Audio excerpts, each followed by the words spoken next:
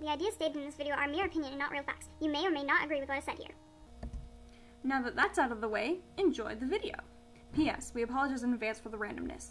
Hi, and welcome to the Parshanut for the People video where I give you answers. Yay! So, first up, we have a story about dowries. Show the text. The one who marries off his daughter may not give her a dowry of less than 50 zuz.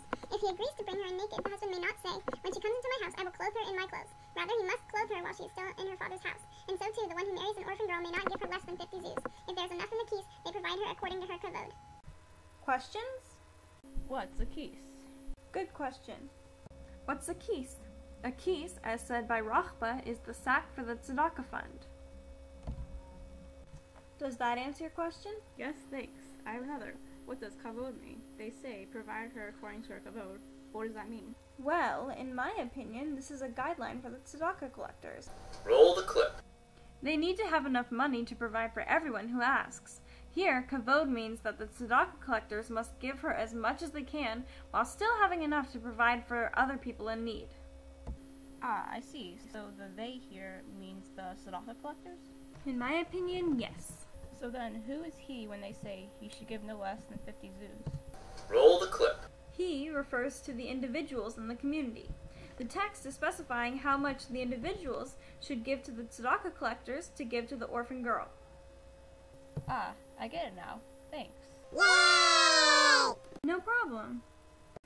And now, a message from our sponsors. Have you stumbled upon an orphan from rich parents? Do you have little or no money? Are you crippled? Can you not fulfill the request given to you by your orphan? If you said yes to any of these questions, come down to Adopt a Servant today. We have a variety of servants to suit each orphan's needs. We have servants who are short, fat, tall, dragon, athletic, not athletic, smart, dumb, monkey, blue, green, yellow, dog, American, not American, cat, funny, not funny. We apologize. This clip is too long for the slot allotted to the Adopt a Servant company. Since it is too long, we had to cut it to stay on schedule and get back. Welcome back. Alright, our next text is... Show the text. A poor person comes and asks for something he needs that he cannot obtain for himself. Give so that he may be able to accomplish it for himself. And how much? Up to 1/5 of your possessions. This is an exceptional mitzvah. 1/10 of your possessions. This is average. Less than this, an evil eye. And even a poor person who is sustained by tzedakah is obligated to give tzedakah to another. Questions? I have one. Yes? Why are you expected to give so much? Is 1/5, or even what is considered average, 1/10 of your possessions really appropriate? What if you're poor and can't afford such a generous donation? The text here does not specify what qualifies as possessions.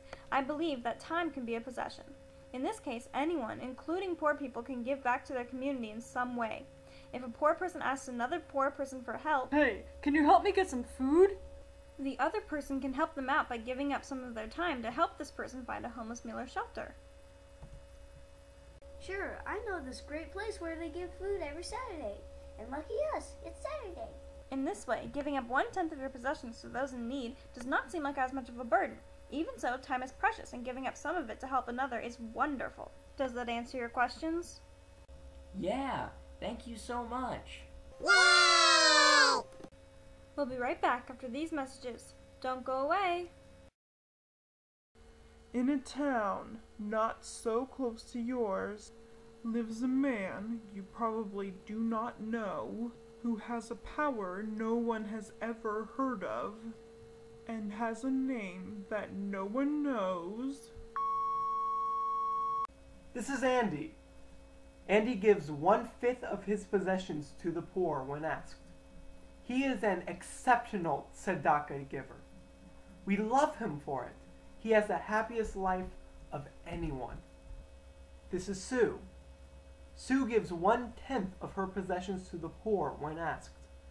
Since this amount is not quite as large as Andy's, she is treated not quite as nicely as Andy.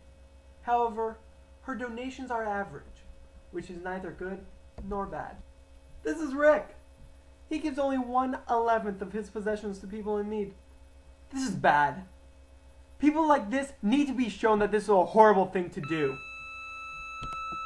Healthy servant, sick, young, old, reindeer, fancy, ragged, pale, sleepy, fire-breathing, weird creature, happy, sad, angry. Welcome back, and now for our final text of the evening, Maimonides' Hierarchy of Giving. Show the text. There are 8 steps to Maimonides' hierarchy of giving. First, help the person help himself. Second, the giver and receiver are unknown to each other. Third, the receiver is known but the giver is unknown. Fourth, giver does not know the receiver. Fifth, gives before he is asked. Sixth, gives after he is asked. Seventh, gives less than he should but cheerfully. And 8, gives unwillingly. Questions? Me! What's the purpose of this ladder? Roll the clip. The purpose, in my opinion, is not to tell us which kinds of donations are better, but instead for us to weigh donations on our own.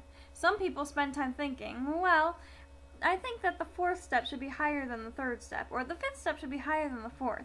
If you think that giving a donation according to the 5th step is as much as you can do, then it might as well be considered the 1st step for your personal ladder. Maimonides' hierarchy of giving serves as guidelines that are meant to be interpreted by the individual. Thank you so much. Yay! Well, that concludes our show. Stay tuned for next week where we bring you more answers.